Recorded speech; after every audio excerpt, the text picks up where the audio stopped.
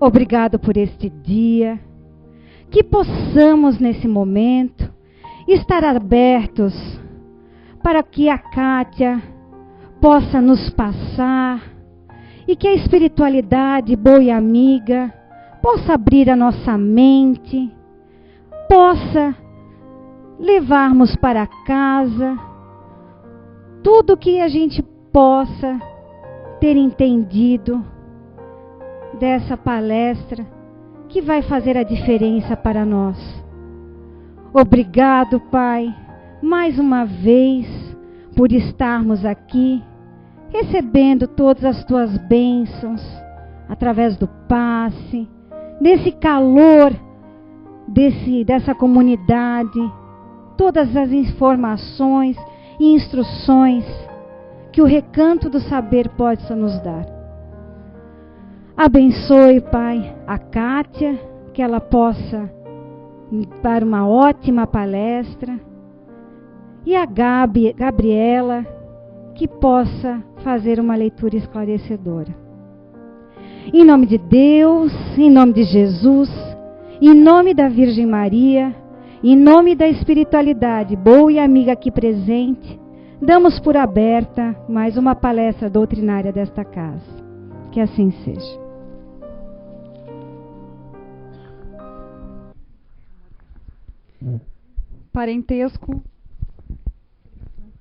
Parentesco corporal e parentesco espiritual. Os laços de sangue não determinam necessariamente os laços espirituais. O corpo gera o corpo, porém o espírito não é gerado pelo espírito, porque já existia antes da gestação do corpo. Não foram os pais que geraram o espírito de seu filho. Eles apenas forneceram-lhe um corpo carnal. Além disso, devem ajudá-lo no seu desenvolvimento intelectual e moral para fazê-lo progredir. Os espíritos que encarnam numa mesma família, principalmente como parentes próximos, são quase sempre ligados por laços de simpatia, unidos por relações anteriores, que são demonstrados na afeição mútua durante a vida terrena. Pode acontecer também que esses espíritos sejam completamente estranhos uns aos outros, separados por antipatias igualmente anteriores, que se manifestam por suas aversões na terra, e elas servirão de provação entre eles. Portanto, os verdadeiros laços de família não são os da consanguinidade, mas sim os da simpatia e da afinidade de pensamentos que unem os espíritos antes, durante e depois da encarnação. É assim que dois seres nascidos de pais diferentes podem ser mais irmãos pelo espírito do que se o fossem pelo sangue. Eles se querem, se procuram, sentem prazer em estar juntos, enquanto dois irmãos consanguíneos podem repelir-se, como aliás se vê todos os dias, questão que só o Espiritismo pode explicar pela pluralidade das existências. Há, portanto, duas espécies de famílias: as famílias por laços espirituais e as famílias por laços corporais. Boa noite a todos, novamente aqui. Boa noite a quem nos assiste pela internet. A câmera mudou de lugar. Está do ladinho de lá agora. Relacionamento familiar.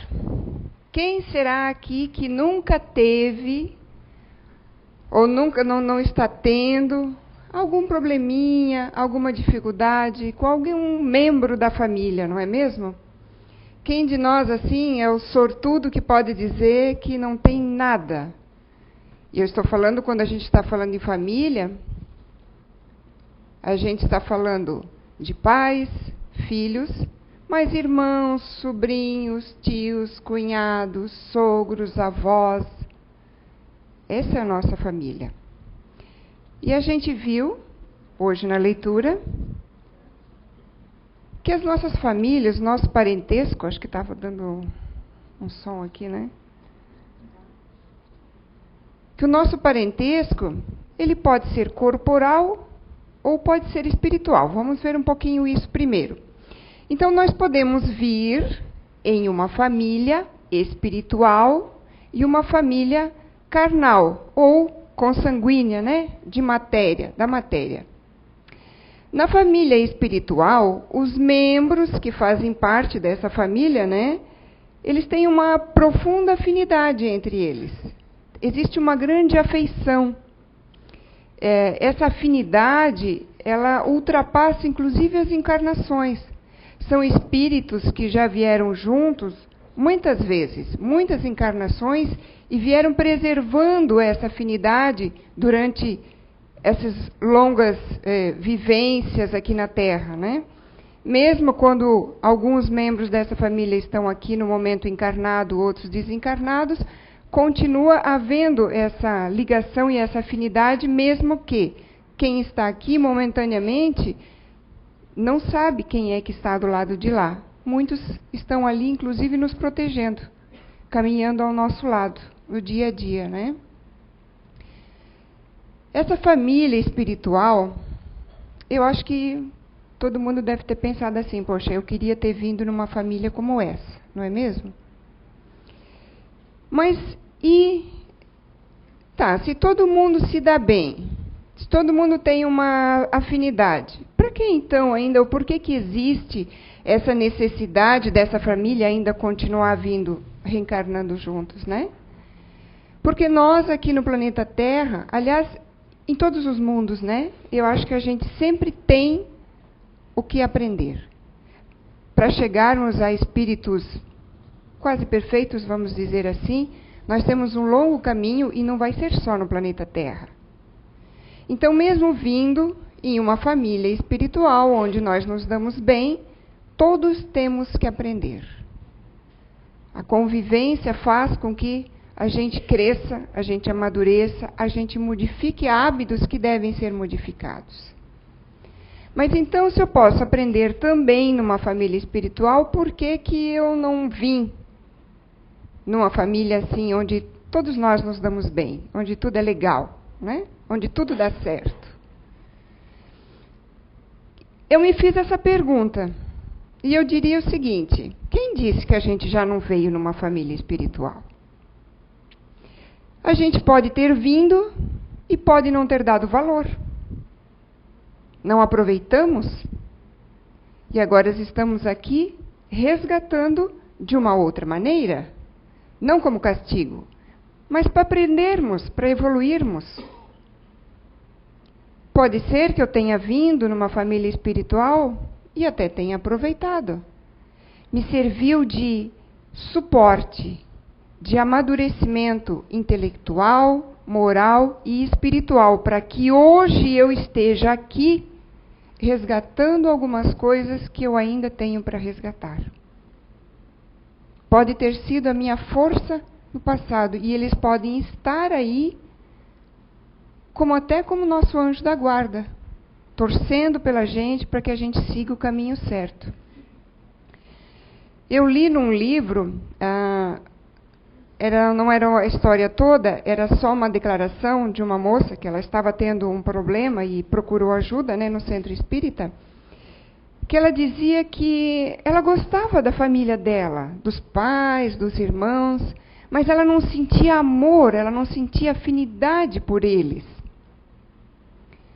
E aí ela ficou sabendo que os verdadeiros, vamos dizer, pais espirituais dela estavam no mundo espiritual, ajudando ela, dando força para que ela fizesse, ela e aquela família de momento que servia de família para ela, estivessem resgatando o que houvesse ali naquele momento para resgatar. A maioria de nós está inserido na família carnal, na família consanguínea, onde nós temos algum débito com alguém. E eu vou repetir, não são só nossos pais e não são só nossos filhos. Todo membro que chega na nossa família, como chega mais tarde, muitas vezes como sogro, sogra, cunhado, os irmãos que vêm mais tarde, todos têm um papel na nossa vida. A família material, que é gerada pelo corpo, como a gente ouviu na leitura hoje, que o corpo dos pais vai gerar o corpo dos filhos, mas o espírito dos pais não vai gerar o espírito do filho. O espírito já está formado e ele vem com toda a sua bagagem de todas as existências. E todos nós viemos com a nossa malinha, aquela que quando nós desencarnamos, nós levamos junto para lá. Ela vai ser tão pesada quanto for o que nós colocarmos dentro dela, de pedrinhas. Pedrinhas de orgulho, pedrinhas de melindre, de falta de humildade. A gente vai trazer elas de volta, porque a gente tem que resgatar aqui. Lá na erraticidade, quando a gente está do lado de lá, a gente vai estudar, a gente vai aprender, a gente vai se melhorar. Mas os nossos resgates são feitos aqui no planeta Terra. Então, a mala que foi, volta junto. E esses somos nós, os espíritos que chegamos aqui nesta família, membro de uma família consanguínea, que tem sua importância, sim, mas não a importância que demos tantos anos de chegar a interpretar a lei de Deus errada, olho por olho, dente por dente. Você fez uma coisa para o meu filho, eu vou fazer para o seu. Não é isso que Deus quer. Não é isso que Jesus quer. A lei da consanguinidade, ela é necessária, como num caso, a minha última palestra eu falei sobre filhos. E eu falei um pouquinho sobre determinados itens ali, e um deles eu falei sobre filhos adotivos.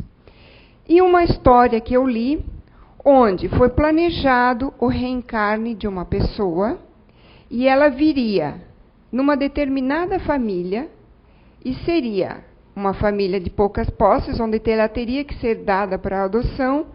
Então, já estava tudo planejado que ela ia ser adotada. Mas por que isso? A família consanguínea dela, nesse momento, ela era necessária porque era o que ela precisava geneticamente para passar as provas que ela tinha aqui. Aquele pai e aquela mãe iam fornecer a genética que ela precisava, com as células de repente, possíveis doenças que iriam ser desenvolvidas, ou possíveis doenças que poderiam ser desenvolvidas conforme as atitudes dessa pessoa durante a sua vida terrena, e até daquelas doenças que já estavam sendo combatidas e que ela não iria desenvolver. Então, essa família dela que concebeu ela, precisava dela pela parte genética, mas não era a família ideal para a educação intelectual, moral e espiritual, para o que ela vinha resgatar aqui. Então, já estava todo planejado a adoção dela. Então quer dizer que então aquela família que adotou ela deveria ser uma família de inimigos. Porque quando a gente fala em família carnal, e todo mundo tem algum problema com alguém em casa, a gente já pensa assim, não, mas meu pai então foi meu inimigo na vida passada. Não, eu tenho alguma coisa para resgatar com ele? Não, meu filho é meu karma. Aliás, eu comentei sobre karma na última palestra, que a gente usa equivocadamente essa palavra. Porque a palavra karma vem do sânscrito e quer dizer ação. E as religiões, de um modo geral, cada uma pensa um pouquinho diferente, mas de um modo geral todo mundo chegou à conclusão de que karma é a consequência das nossas ações. Então a família pode ser nosso karma, sim. Pode ser um karma bom, porque se eu fiz coisas boas, eu vou ter um resultado bom. Chico Xavier dizia que é na família que se reúnem os inimigos do passado. Mas os nossos problemas dentro de casa não significam, e a gente não pode usar como desculpa, que eu não me dou com meu pai, que eu não dou com a minha mãe, que eu tenho problema com meu filho, que eu não suporto meu irmão, porque ele é meu inimigo do passado, até porque nem sempre é assim. Eu acho que a maior parte dos nossos problemas dentro de casa se chama falta de educação e falta de tolerância. Porque se nós viemos com a nossa bagagem, nós temos os nossos defeitinhos ali, cada pedrinha da nossa malinha ali que está pesando, nas nossas costas, que está pesando ali na nossa consciência, se nós viemos com isso e a outra pessoa também vem com a malinha dela, muitas vezes os nossos ideais, as nossas ideias, nossos sentimentos não batem. E as nossas desavenças dentro de casa não necessariamente são porque são nossos inimigos. A gente vem, a gente faz parte, a gente é um membro daquela família, porque ali nós temos algo para aprender. Nós temos algo para resgatar. Então, a família consanguínea é aquela onde a gente diz que tem pouca ou nenhuma afinidade. Não tem afinidade de valores morais, não tem afinidade de pensamentos, não tem afinidade de sentimentos. E, às vezes, é só com um membro da família. A gente já ouviu muitas vezes que a Terra é uma escola e um hospital. Aí eu estava pensando, por que, né? Será que eu sempre lembro de repetir que a Terra é uma escola? Aí eu pensei, será que a gente está internalizando essa frase? Será que a gente está trazendo para a gente mesmo? Será que a gente compreendeu o que isso quer dizer? Ou a gente internalizou na nossa mente, no nosso cérebro, mas tem que internalizar aqui, ó, no coração. Se a Terra é uma escola, nós vamos começar lá no primeiro aninho, vamos acabar no 9º ano, vamos fazer o ensino médio, vamos fazer uma faculdade. E assim como eu não vou chegar no 9º ano se eu não aprender tudo que é dado no primeiro, depois tudo que é dado no segundo, depois tudo que é dado no terceiro, assim também eu não vou passar de fases na minha encarnação. Assim também eu não vou evoluir na minha encarnação se aquilo que eu vim aprender, eu simplesmente escuto, chega um determinado ponto da minha vida, não, eu até entendo, eu compreendo que aquilo está errado e eu preciso mudar. Mas falta muito na gente o esforço de mudar. A gente se engana quando acha que vai mudar amanhã. Não pensem assim, porque isso é orgulho. Eu já passei por isso, eu ia desistir do espiritismo, porque eu ouvia a palestra e eu dizia que eu não estou conseguindo mudar. Isso é o orgulho batendo na gente. Porque se a gente pensar, quantas encarnações nós temos, quantos 1000 anos nós temos, ou centenas de anos nós temos, cometendo os mesmos erros. O verdadeiro cristão é aquele que se esforça para dominar suas más tendências. Ter a utopia, achar ou querer achar que a gente vai ser muito bom numa encarnação só, é pura ilusão. O que a gente tem que fazer é batalhar sempre. É todo dia.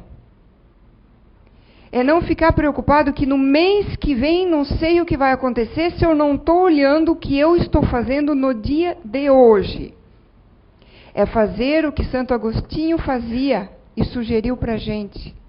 Chegar no final do dia e pensar o que é que eu poderia ter feito de melhor das coisas que eu fiz, o que é que eu poderia ter feito diferente das coisas que eu fiz. E eu vou acrescentar mais, ele não usou essa palavra. Para quem eu poderia ter pedido perdão? Porque eu acho que o primeiro passo, a gente reclama muito, que a gente vai, a gente muda, e depois a gente cai de novo, e daí a gente vai mais um pouco. Com o tempo, a gente vê que tem coisas que a gente demorou mais para cair. Antes a gente caía mais. Agora a gente está demorando mais para cair. Ah, agora a gente está levantando mais rápido quando cai. Mas existem algumas pessoas que conseguem isso um pouco mais rápido, conseguem um pouquinho melhor, de uma forma um pouco menos dolorida, um pouco menos sofrida. E a gente fica analisando por que essa diferença entre nós, se nós fomos criados espíritos iguais. todos. Claro, nós temos a nossa bagagem. Mas a gente se encontra mais ou menos, pelo menos nós que estamos aqui, nós que estamos vivenciando o espiritismo, que queremos ser espírita, né, que querer ser espírita não é só escutar a palestra e ler livro, é vivenciar a doutrina, é entender ela e tentar colocar ela em prática. Eu acho que quando a gente está nesse patamar, a gente chega num ponto que quer mudar. E qual é o maior empecilho entre essas diferenças que uns conseguem mais rápido e outros não? É o nosso orgulho, porque a gente não consegue ver, muitas vezes, onde está errando. Mesmo que a gente percebeu, a gente não percebeu. A gente percebeu com a mente, mas a gente não percebeu com o coração ainda. A gente não está pronto para mudar ainda, porque a gente não está pronto para pedir perdão. O primeiro passo para a nossa mudança é pedir perdão. Eu perdi muito tempo tentando descobrir nas coisas que eu fazia se eu tinha errado ou não. Porque se eu tinha errado, eu ia pedir perdão. Se eu não tinha, então não ia pedir, né? Orgulho, falando mais alto novamente. Porque não importa quem errou. Você quer mudar? Você quer ser feliz? Você quer ter paz com você mesmo? Vá lá e peça perdão. E perdoe quem você acha que fez alguma coisa contra você. Porque existe, infelizmente, a verdade desvirtuada. Eu, dentro da minha maturidade, tenho a minha verdade. Aquela outra pessoa que tem aquela situação comigo, tem a verdade dela dentro da maturidade dela, mas nenhum de nós dois precisamos estar certo. Quando a gente chegar do lado de lá, a gente vai saber. E pode ser que a gente se arrependa muito. Então, para não chegar lá de novo com uma mala cheia, vamos praticar o perdão. Vamos pedir e vamos perdoar. Se a gente está bem com nós mesmos, nós não vamos nos deixar magoar por qualquer coisa. Uma vez eu conversei com uma pessoa, ela queria mudar, que ela tinha muitos problemas com a família, né? E ela dizia assim: mas eu falo para minha irmã, ela está errada. E ela quebra a cara. E ela continua fazendo aquilo e ela discute comigo porque ela não quer me ouvir. Aí eu falei o seguinte: ela discute com você ou você está discutindo com ela? Porque se a pessoa não está preparada, não é o momento dela mudar, a gente quer, desculpa a expressão, enfiar a goela abaixo.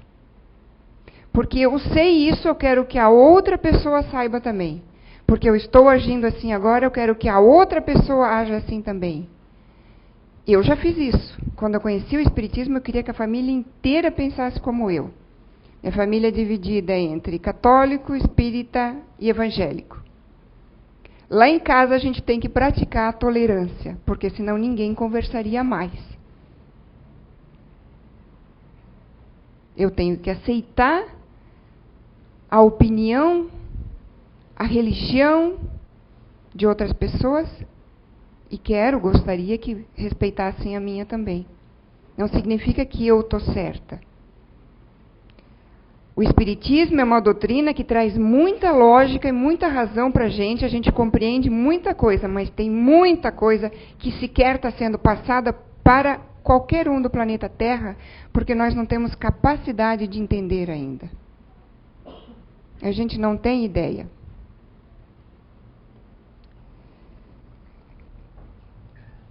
E aí, a gente, será que compreendeu ainda bem que a Terra é uma escola?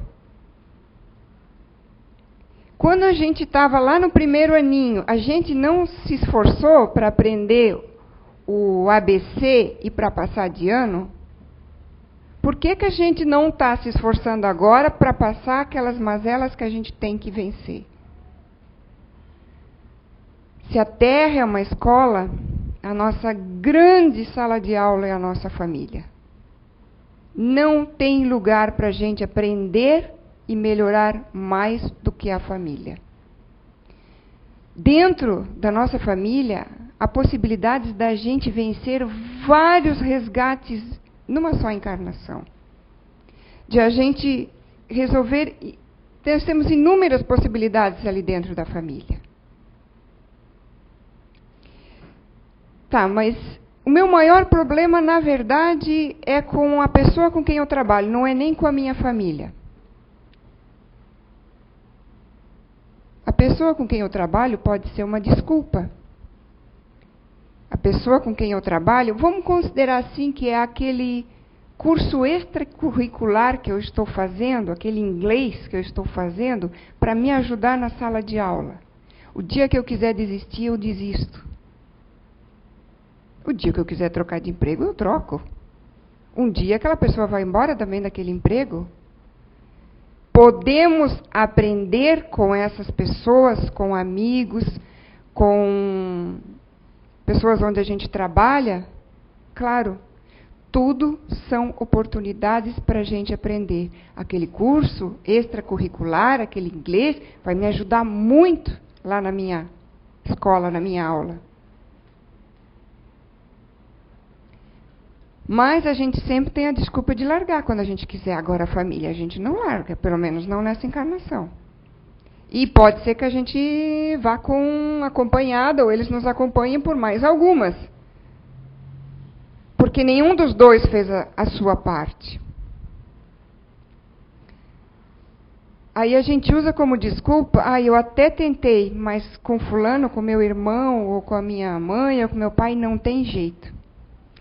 Eu adoro essa frase de Divaldo e Joana de Ângeles, que eu coloquei no quadro. Eu vou ler ela por completo agora, porque senão ficava muito extensa ali.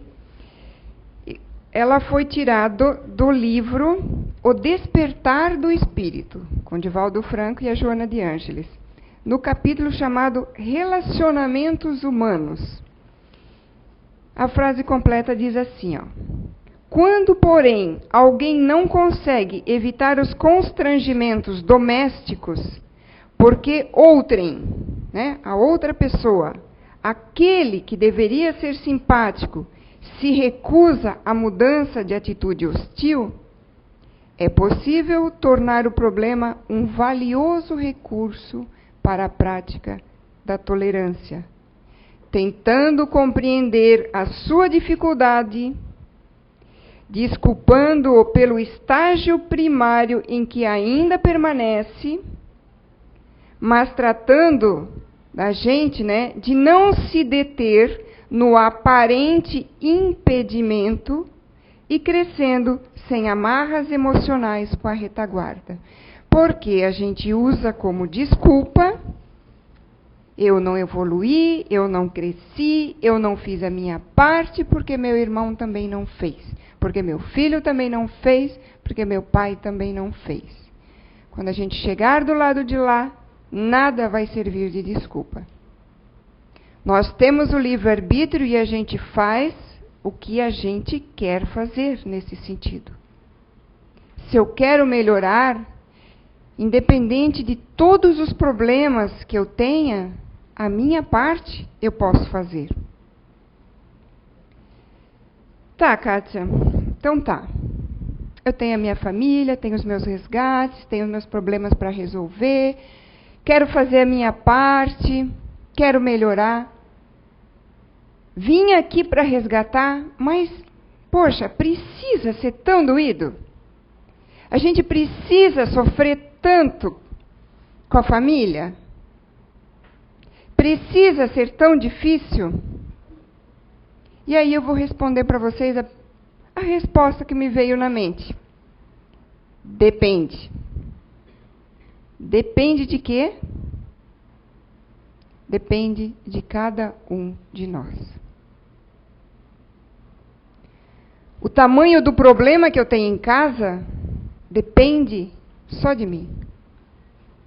Porque se não fosse assim, a gente não veria famílias que brigam, discutem e se matam e sai um membro lá de dentro que é uma pessoa de bem. Famílias estruturadas de bem, onde um membro faz tudo errado, mesmo com toda a educação, as informações que teve. E aí, no Livro dos Espíritos, a questão 259 diz o seguinte: seu espírito escolhe o gênero de provas que deve sofrer? Todas as tribulações da vida foram previstas e escolhidas por nós? E a resposta é: todas não. Pois não se pode dizer que escolhestes e previstes tudo o que vos acontece no mundo, até as menores coisas. Escolhestes o gênero de provas. Os detalhes são consequências da posição escolhida e frequentemente de vossas próprias ações. Seu espírito quis nascer entre malfeitores, por exemplo, já sabia a que deslizes se expunha, mas não conhecia cada um dos atos que praticaria. Esses atos são produtos de sua vontade e do seu livre arbítrio. O espírito sabe que, escolhendo esse caminho, terá de passar por esse gênero de lutas. Mesmo a gente chegando aqui, a gente esquecendo, né? E sabe de que natureza são as vicissitudes que irá encontrar, mas não sabe quais os acontecimentos que o aguardam. Os detalhes nascem das circunstâncias e da força das coisas. A resposta ainda é mais comprida. Das circunstâncias. Tudo que eu passar depende das circunstâncias e da força das coisas. Circunstâncias a quais eu participo dela ter acontecido. Circunstâncias a quais eu fui o causador dela ter acontecido. Mas circunstâncias que são, se forem alheias no momento, a minha responsabilidade, eu ainda assim posso usar elas para praticar a tolerância. E a força das coisas é a importância que eu dou para essas coisas. Por que para algumas pessoas uma pequena situação parece um cavalo de batalha? E outras, se a gente for olhar, muitas da que a gente chama de infortúnio oculto, que a gente acha que estão muito bem e não estão, conseguem viver melhor do que a gente. Parece que a gente tem prazer em ter problemas. Às vezes a gente discute, meu pai fez isso, aquilo, ele assim, assado. Não, mas o meu é pior. O meu faz assim, assim e assim. Não, mas olha, eu e meu irmão, discutimos assim, olha, ele não cala a boca assim. Não, mas o teu ainda, graças a Deus. O meu, faz isso, isso e isso. A gente perde tempo discutindo quem é que tem o maior problema. Então, a gente não está querendo resolver o problema. Ou, quantas vezes a gente não tem um problema e transforma ele em problema? Quando a gente tem filhos saudáveis, a gente reclama de uma coisa. Quando eles estão doentes, a gente reclama que eles estão doentes.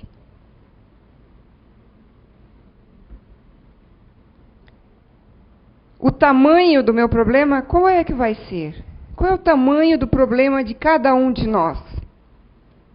O tamanho do meu problema vai ser exatamente do tamanho do meu orgulho. Não, as coisas têm que ser como eu acho que tem que ser, porque eu estou certa. O tamanho do meu problema é do tamanho do meu egoísmo. Não, mas não fez como eu queria, então magoei. Vou me vitimizar agora, vou até me matar. Vou dizer que vou me matar, né? Quanto egoísmo. A gente não vê quanto que as pessoas que estão ao nosso redor estão sofrendo.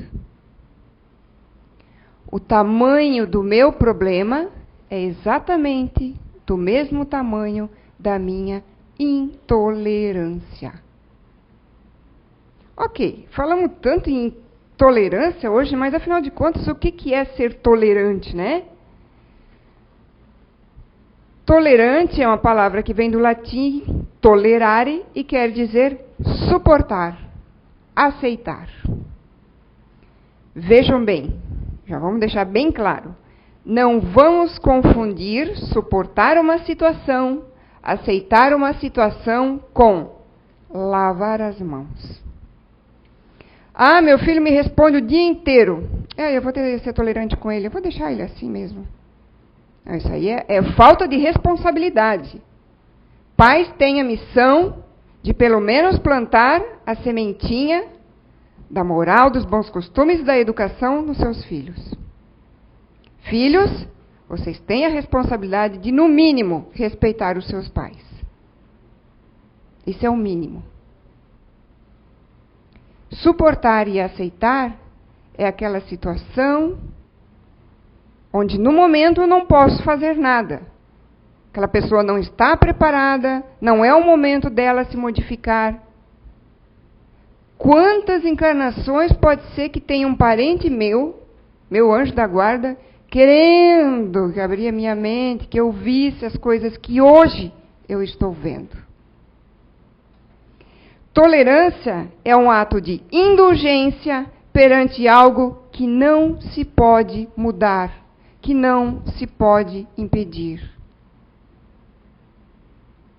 Meu pai é assim, ele não aceita o espiritismo. Ele não aceita a vida após a morte, ele não aceita conselhos, ele não aceita ir ao médico.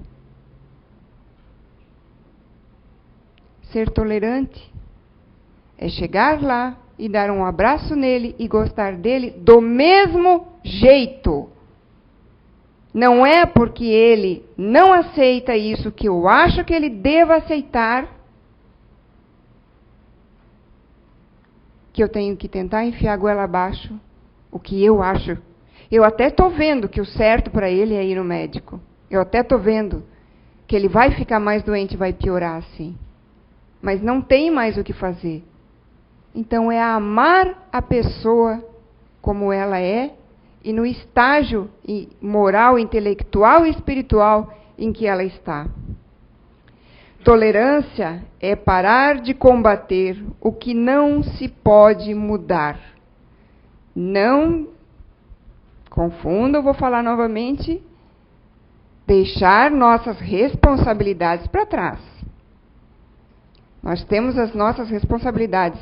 A tolerância nós temos que usar com os outros. Conosco nós devemos nos cobrar todos os dias a nossa mudança interior.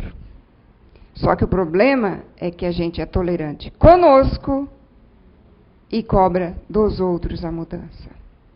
A partir do momento que a gente inverter e fazer o correto, muita coisa vai mudar na nossa vida.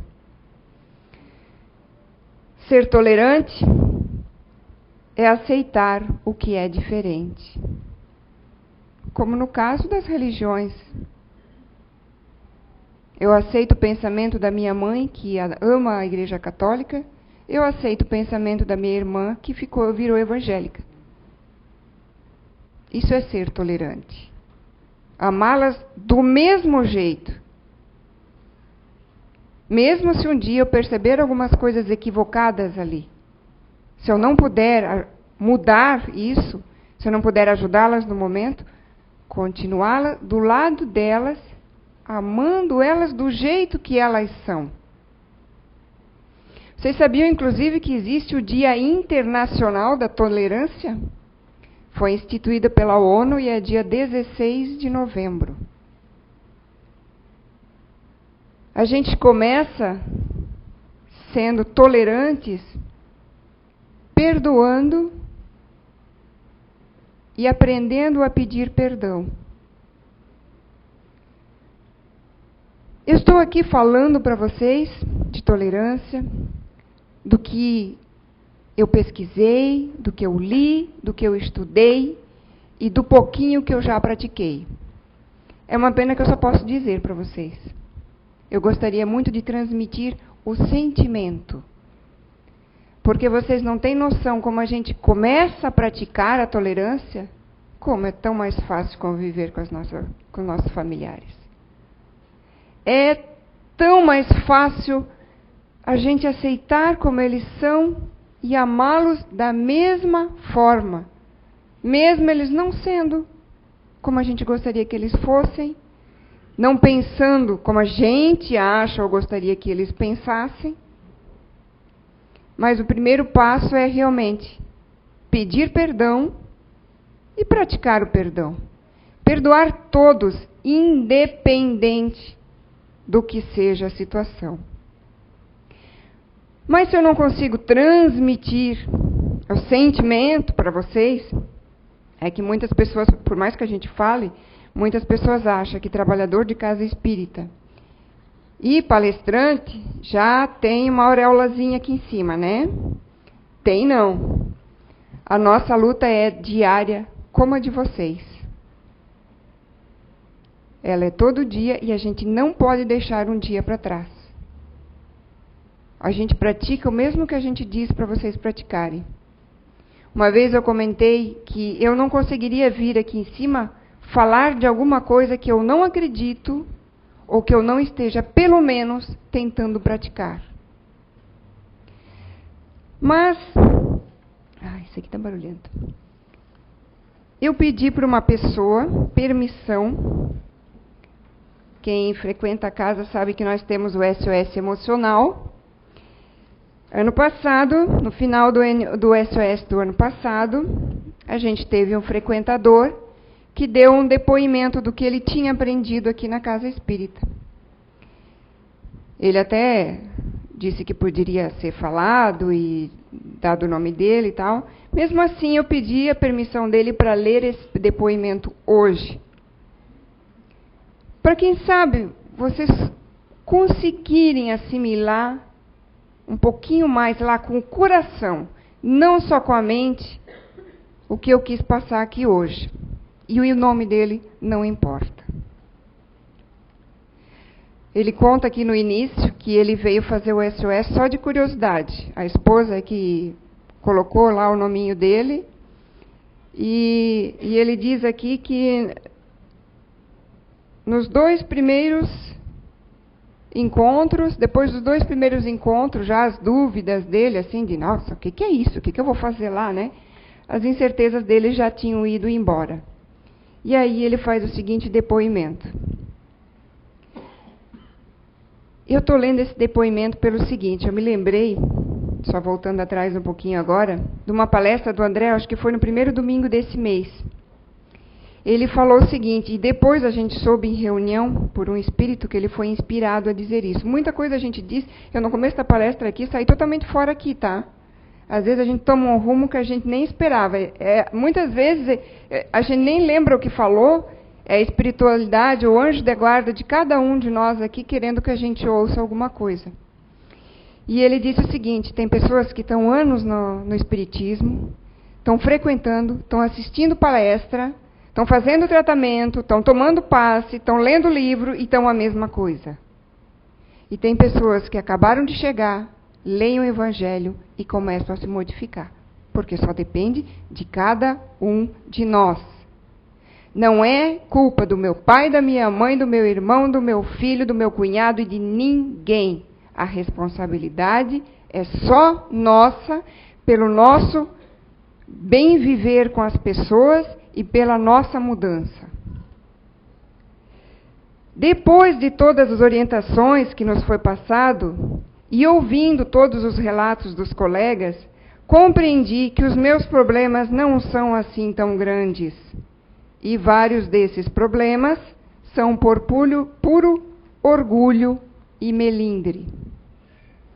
Então, organizei os ditos problemas por prioridades. Logo no início do SOS, eu visitei a minha mãe. Tinha alguns meses de ausência. Como eu tinha um desentendimento com a minha irmã, que mora no mesmo terreno que a minha mãe, eu não ia visitá-la para não ver a minha irmã. Fui decidido em dar um abraço em minha irmã. E foi isso que eu fiz, de coração aberto, sem importar quem estava certo ou errado. E isso para mim não fazia mais diferença. O que eu mais queria era voltar a falar com ela e visitar a minha mãe. E deu tudo certo. Até hoje estamos nos dando bem. Então, como o depoimento foi final do ano, ele disse no início do SOS, foi praticamente 1 ano já, né? Meu próximo passo foi me aproximar de meu filho mais velho, hoje com 17 anos, que mora em outra cidade e fazia mais de 8 anos que eu não o visitava e sequer conversava. Eu tinha muito medo da reação dele, mas me surpreendeu. Claro, ele foi de coração aberto, com boas intenções. E foi muito positiva essa aproximação. Marcamos um encontro e quem diria? Foi num sábado pela manhã, durante uma partida de futebol que ele faria. Acabando o jogo, eu pude pedir perdão a ele e depois de uma boa conversa, passamos a nos falar e visitar com frequência, junto com o restante da família. Os meus pais se separaram na minha pré-adolescência. Falava raramente com meu pai. Passava anos sem nos falarmos. Também resolvi me aproximar mais dele. Hoje não tenho mais mágoas dele e entendo que ele foi um pai excelente. E sou muito grato por tudo que ele fez por mim, assim como a minha mãe sempre fez. Hoje recebo ótimos conselhos dele, e isso é muito importante e me faz feliz. Às vezes a gente briga tanto dentro de casa que os conselhos estão ali no meio da briga e a gente não pega essa parte boa porque a gente só pensa na parte ruim, né? Fui ao SOS pensando em tratar o meu comportamento profissional, ansiedade e impaciência. Claro que eu tinha que melhorar minha ansiedade e impaciência. Melhorei um pouco. Mas o que me ficou de lição é de como sou orgulhoso e melindroso, e essa é a minha batalha constante. Sei que tenho ainda muitos defeitos. Hoje eu vejo alguns desses defeitos e, sabendo disso, posso tentar ser um pouco melhor. Vamos em frente, diz ele. Que isso sirva de lição para a gente. Tentar pensar um pouco se a gente não pode aproveitar a nossa encarnação, nos melhorando, praticando mais a tolerância, que aí a gente vai vencer mais o nosso orgulho e egoísmo, resgatando melhor com os nossos familiares, e por que não? Eu sou prova do que eu vou dizer agora. A gente pode amá-los sim. Muito obrigada.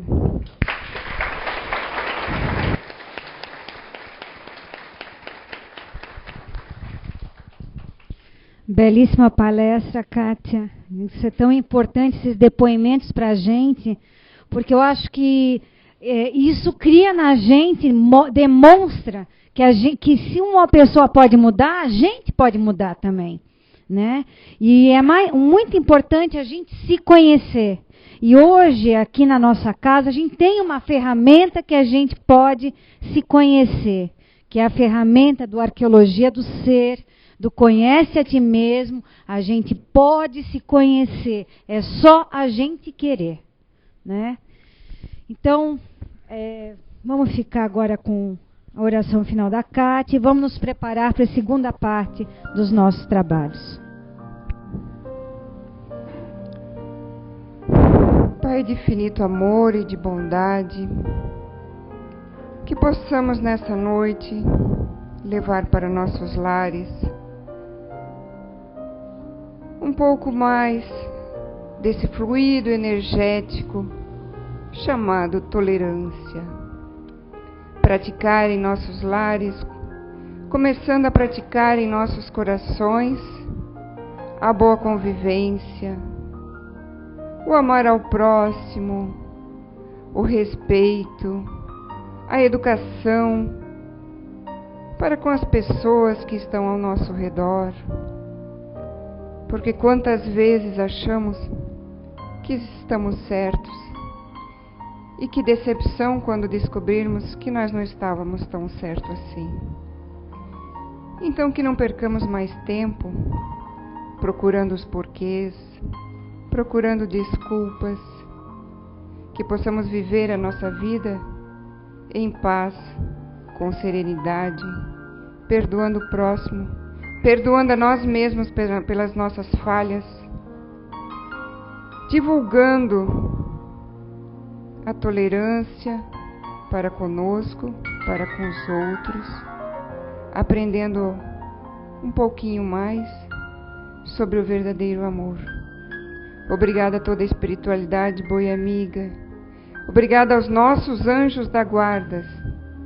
Obrigada aos nossos familiares que estão desencarnados e torcendo, inspirando a gente, torcendo pela gente, para que possamos seguir um caminho de paz, de perseverança, de atitude positiva, para sermos mais felizes ainda já aqui agora, nessa existência. Obrigada por tudo, que assim seja.